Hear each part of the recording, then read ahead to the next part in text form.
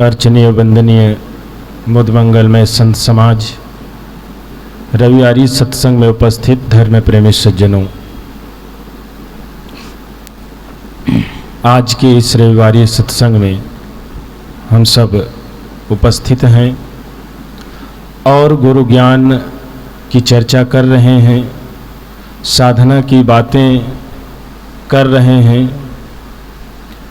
जीवन का हमारा लक्ष्य क्या है और उस लक्ष्य पर हम कितना आगे बढ़ रहे हैं, ये हमें विचारने की ज़रूरत है। सदगुरु कबीर साहब ने कहा है कि जैसी लागी ओर की वैसे निभें छोर, कौड़ी कौड़ी जोड़ के पूंजी लक्ष्य करोर। साधना काल में जब प्रथम सीढ़ी पर हम होते हैं तो हमारे वैराग उत्कट होता है, प्रबल होता है, और उस समय माया मोह रुपया पैसे की प्रति जो आसक्ति होती है वो बिल्कुल नहीं के बराबर होती है। उनके प्रति त्याग की भावना होती है, बिल्कुल हम उसे त्याग दें, छोड़ दें, कुछ भी करने के लिए उस समय हम तैयार होते हैं। परंतु जैसे जैसे हम साधना काल में आगे बढ़ते जाते हैं, भजन गाने की कला आ जाती है, बोलने की कला आ जाती है, मान पूजा पाप प्रतिष्ठा बढ़ने लगती है, और वैसे वैसे हमारे चित्त धूमिल होने लगते हैं। और जब चित्त धूमिल होने लगते हैं तो उन्हीं विषयों, उन्हीं प्राणी और पदार्थों पर हमारा मन चिपकते जाता है। इसीलिए कबीर साहब ने साधकों को बार बार जगाने की कोशिश की, बीच बीच में हथौड़ा भी मारा कि साधक जागते रहे। जैसी लागी ओर की वैसे निभे छोर। शुरुआत में तो बड़े ही प्रबल रहता है वैराग, लेकिन आगे चल करके वो धूमिल होने लगता है। ऐसी साधक की स्थिति को देख करके कबीर साहब कहते हैं, ऐ साधक, जब शुरुआत में तू लगा था साधना करने के लिए तब तो वैराग प्रबल था, परंतु अब किस माया मोह में फंस गया, किस आसक्ति में फंस गया, और आसक्ति में फंस करके अपने ये अमूल्य जीवन को खो रहा है। हम सब विचार करें और अपने अपने जीवन को देखें कि क्या वास्तव में जो शुरुआती दौर में हमारा मन था, जिस प्रकार से साधना के लिए लगन थी, वो अभी है कि खत्म हो गया। यदि खत्म हो गया तो समझिए कि हमारे साधना में कोई उन्नति नहीं, और यदि एक कदम भी हम आगे बढ़े हैं तो समझिए कि हम साधना की ओर बढ़ रहे हैं, त्याग तपस्या की ओर बढ़ रहे हैं। हमारे जीवन की सफलता इस त्याग साधना जीवन जीने की सफलता हो रही है। साहब उदाहरण भी देते हैं कि जैसे कोई व्यक्ति इकट्ठे धनवान नहीं हो जाता है। वो जब व्यापारी, कोई भी व्यापारी व्यापार करता है तो शुरू में एक एक रुपया जमा करता है, अपना हिसाब किताब लगाता है, कहाँ से मुनाफा होगा, कहाँ से नुकसान होगा, वो सारा गणित लगा करके अपना व्यापार शुरू करता है। और जब व्यापार शुरू करता है तो बड़े ही सावधानी से वो बचते बचाते एक एक रुपया इकट्ठा करते करते एक समय वो करोड़पति बन जाता है, जिसे कहते हैं पूंजी लक्ष्य करोड़। एक एक रुपया इकट्ठा करते हुए कोई आदमी सेठ बन जाता है, धनवान बन जाता है, धनपति करोड़पति अरबपति बन जाता है। वो कैसे? सावधानी से एक एक रुपया इकट्ठा करते हुए, लाभ मुनाफा को देखते हुए, विचार करते हुए। तो एक व्यापारी बड़े ही सजगता और सावधानी से करोड़पति बनता है, और हम जीवन में साधना रूपी संपत्ति इकट्ठा कर रहे हैं, तो क्या हमारे सावधानी या सजगता हम रख रहे हैं? पूज्य और गुरुदेव जी की जो वाणी है, जो सूत्र है, वो यही है कि सजगता ही साधना है, सावधानी ही साधना है। तो सावधानी रूपी धन को हम अपने जीवन में उपयोग कर रहे हैं कि नहीं कर रहे हैं, और उसका परिणाम क्या है, उसको हम जानेंगे कैसे कि हम सावधानी से चल रहे हैं। हमारे मन में यदि विकार आ रहा है तो हम असावधान हैं, हमारे मन के भाव अशुद्ध हो रहे हैं तो असावधानी हो रही। किसी से बोलने चालने में, किसी से अभी हमने सुना बोलने के बारे में कि हम किसी से विचार पूर्वक नहीं बोल रहे हैं, अच्छे शब्दों का प्रयोग नहीं कर रहे हैं, तो ये भी तो असावधानी है। सोने जगने खाने पीने, जहाँ तक हमारा मन जिस चीज़ में आसक्त होता है और उसे प्राप्त करने के लिए लोलुप होता है, वहाँ से हम सावधानी नहीं रखेंगे तो फिर समझिए कि हमारा ये समय व्यर्थ जा रहा है। फिर हम उस साधना रूपी लक्ष्य को प्राप्त नहीं कर सकते, फिर तो हम वही बुद्धू के बुद्धू रह जाएंगे। बुद्धत्व हमारे भीतर नहीं आ पाएगी, हम बुद्धू ही रह जाएंगे।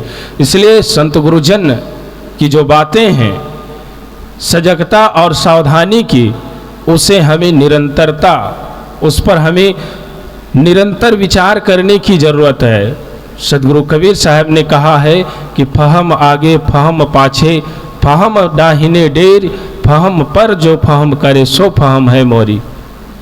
जो सावधानी पर सावधानी रखता है, बोलने चालने खाने पीने पे, हम एक साधक हैं और हमारे सामने खाने पीने की वस्तु आ गई और उसे विचार पूर्वक न लेकर के अधिक ले लिए, तो फिर वहाँ पर हमारी साधना घटित नहीं होता है। फिर वहाँ पर भले ही हम साधना का चोला पहन रखे हैं, साधु का वेश पहन रखे, लेकिन फिर वहाँ वो साधना नहीं बन पाएगी।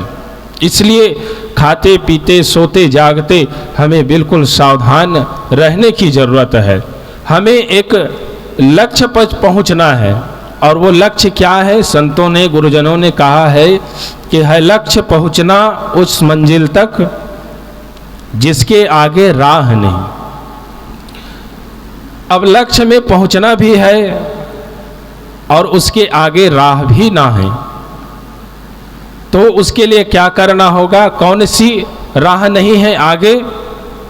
आगे जन्म मरण की राह नहीं है, आगे दुख की राह नहीं है, आगे सारा मार्ग खत्म है, आने जाने की मार्ग खत्म है। उस लक्ष्य तक हमें पहुंचना है, और उस लक्ष्य को हम अपनी भाषा में मोक्ष कहते हैं। हम सबको मोक्ष धाम पर पहुंचना है, आत्म शांति तक पहुंचना है, और उस आत्म शांति तक पहुंचने के लिए सावधानी तो जरूरी है। और सावधान होकर के हम जीवन को जीते हैं तो फिर उस मोक्ष, उस शांति रूपी लक्ष्य तक नहीं पहुंच पाएंगे। तो इसलिए एक एक छोटी छोटी बातों पर हमें ध्यान देने की आवश्यकता होगी। झाड़ू ही लगाते हैं तो झाड़ू लगाने में यदि भाव शुद्ध नहीं है तो झाड़ू ठीक से नहीं लगेगा, कचरा जहाँ तहाँ छूटेगा। बर्तन मांज रहे हैं, बर्तन मांजने में भाव नहीं है, शुद्ध भाव नहीं है, तो बर्तन ठीक से साफ नहीं होगा। कहीं कालिक लगा होगा, कहीं जूठा लगा होगा, कहीं अन्न के कण लगे होंगे, लेकिन भाव शुद्ध है, सावधानी है। संतों ने तो कहा है कि जिस चीज को करते हो उसी चीज को साधना मान करके करो। ये नहीं कि केवल हम ध्यान करने बैठे, आंख मूंद करके 2 घंटा हम बैठ गए, 1 घंटा, और हम समझ लिए कि यही साधना हो गया, इसी से हम अपने लक्ष्य को प्राप्त कर लेंगे। तो संत जन कहते हैं कि ये साधक की भूल है। सावधानी तो हमें पल पल करना होगा, इसी को तो गुरुदेव ने कहा कि यही तो साधना है। तो हमारे जीवन में पल पल साधना होनी चाहिए, जिसे कहा गया है कि श्वास श्वास में नाम ले, वृथा श्वास मत खो। हमारी साधना तो एक एक श्वास में होनी चाहिए। श्वास आ रही है, जा रही है, इस चीज का हमें पता है तो समझिए कि हमारा ध्यान हो रहा है, हमारी साधना हो रही है, हमारा सत्संग हो रहा है। और ये चीज होगा तो फिर किसी से कटु बोलने की बात ही नहीं रहेगी, फिर किसी से गाली गलौज की बात ही नहीं रहेगी, फिर झगड़ा लड़ाई की बात ही नहीं रहेगी, फिर वहाँ तो प्रेम ही प्रेम होगा। अब कुछ लोग ऐसे होते हैं जो कहते हैं कि अच्छी वाणी बोलनी चाहिए, मीठी वाणी बोलनी चाहिए। तो हमें याद रखना चाहिए कि मीठी वाणी बोलने वाले दो प्रकार के होते हैं। एक जिसके जीवन में साधना है, जो मन से शांत है, जिसका मन वाणी कर्म निर्मल है, वो मीठा बोलता है। और दूसरा जो चापलूसी करता है वो मीठा बोलता है। जिसको अपनी बात बनानी हो, जिसको किसी से किसी व्यक्ति या वस्तु के लिए स्वार्थ हो, वो मीठा बोलता है। तो ये मीठा तो घातक हो सकता है साधक के लिए, किंतु जो साधना से मीठी वाणी बोलता है, जिसके जीवन में साधना आ गया, फिर वो मीठी वाणी बोलने की जरूरत नहीं, वो जो भी बोलेंगे वो मीठा ही बोलेंगे। आप सब अनुभव किए हैं, हमने भी अनुभव किया। पूज्य और गुरुदेव जी के समक्ष जब जाते थे या उनके समीप होते थे तो जो भी बात वे बोलते थे तो उनकी एक एक बात मोक्षदायिनी होती थी, एक एक बात अमृत की तरह लगता था। क्यों? क्योंकि उनके जीवन में साधना थी, वो साधना की गहराई से ही वो बात निकलती थी, इसलिए उनकी एक एक बातें अमृत की तरह लगती थी। लेकिन हम जब बोलते हैं तो कोशिश करते हैं कि हमसे सामने वाला नाराज ना हो, इसलिए कोशिश होगी कि मीठा बोले, अच्छा बोले, भले मन में कपट ही क्यों ना हो, छल ही क्यों ना हो, या किसी वस्तु या पदार्थ को पाने की भावना ही क्यों ना हो, परंतु हम मीठा बोलने की कोशिश करेंगे तो ये मीठा ज़्यादा दिन तक के नहीं टिकेगा, ये तो फिर एक दिन फीका पड़ेगा ही। लेकिन जो साधना का मिठास है, जो प्रेम का मिठास है, वो तो सदा एक रस रहने वाला है, फिर वो कभी फीका होने वाला नहीं है। इसलिए हमें चाहिए कि हम आप सब साधना के मार्ग पर चल रहे हैं तो साधना के मार्ग पर केवल साधना ही हो, केवल दिखावा ना हो, या किसी को रिझाने की बात ना हो, या किसी को प्रभावित करने की बात ना हो। बस हम प्रभावित करें तो अपने आप को प्रभावित करें, अपने मन को प्रभावित करें, अपने मन को बदलें, अपने मन को देखें। तो यही काम हम सबको करना है। और भाव शुद्ध होना चाहिए। जब भाव शुद्ध होगा तो सारे काम जो है शुद्ध रूप से होगा। भाव में झाड़ू लगाना हम बना लिए कि हम झाड़ू लगा रहे, वो साधना हमारी है, तो फिर वहाँ कचरा छूटेगा नहीं। बर्तन मांज रहे हैं, वहाँ हमने ये भाव बना लिया कि यही मेरी साधना है, तो फिर वहाँ जूठा नहीं छूटेगा, फिर वहाँ गंदगी नहीं रहेगी। नाली साफ कर रहे हैं, वहाँ हमारी साधना होगी। तो गुरुदेव जी ने तो साधना के पदे पदे बात कही है, उठत बैठत कबो न छूटे ऐसी तारी लागी। ध्यान सत्संग साधना ऐसे हो कि एक एक कदम पर हो, जहाँ जहाँ डोलो सो परिक्रमा, जो कुछ करो सो पूजा। जब हम डोलते हैं, चलते हैं, फिरते हैं या कुछ काम व्यवहार करते हैं तो ऐसा शुद्ध भाव हो कि वो हर एक चीज में साधना झलके, हर एक चीज में पूजा का भाव हो।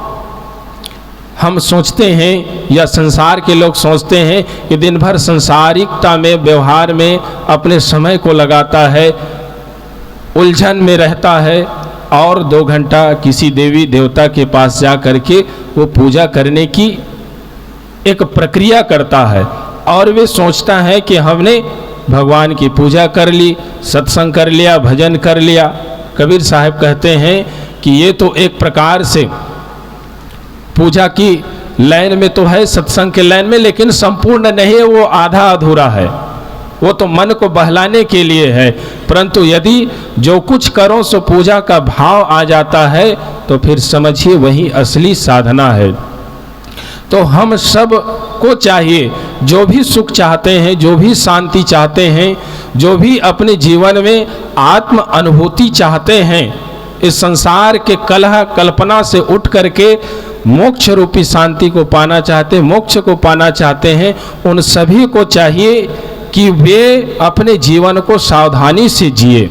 और जिस प्रकार से संत गुरु के समीप हम आकर के लगते हैं, जिस प्रकार से मन को बना करके लगते हैं कि अभी ही मुझे इस संसार के दुख से मुक्त हो जाना है, तो जिस प्रकार से शुरुआत में लगते हैं वो दौड़ निरंतर चलती रहनी चाहिए।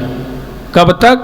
जब तक अंत ना हो जाए। स्वामी विवेकानंद ने कहा है कि उठो और दौड़ो। कब तक दौड़ो? जब तक लक्ष्य की प्राप्ति ना हो जाए तब तक।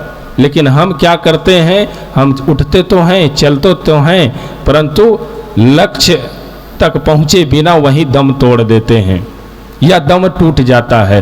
परंतु कोशिश ये हो कि हमारा दम हमारे लक्ष्य को पाने के बाद ही छूटे, तो ये जीवन की सार्थकता होगी।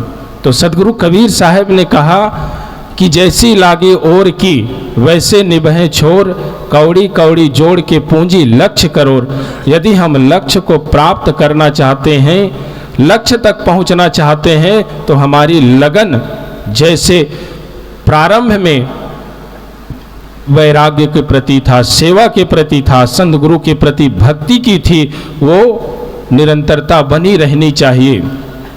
और जब बनी रहती है तभी उस लक्ष्य को प्राप्त होता है, और लक्ष्य को प्राप्त होने के बाद ही जीवन में सुख शांति आनंद की अनुभूति होती है। तो मैं आप लोगों के बीच कुछ देर कुछ कहने का प्रयास किया। इन्हीं शब्दों के साथ अपनी वाणी में विराम। बोलिए सद्गुरु देव की जय।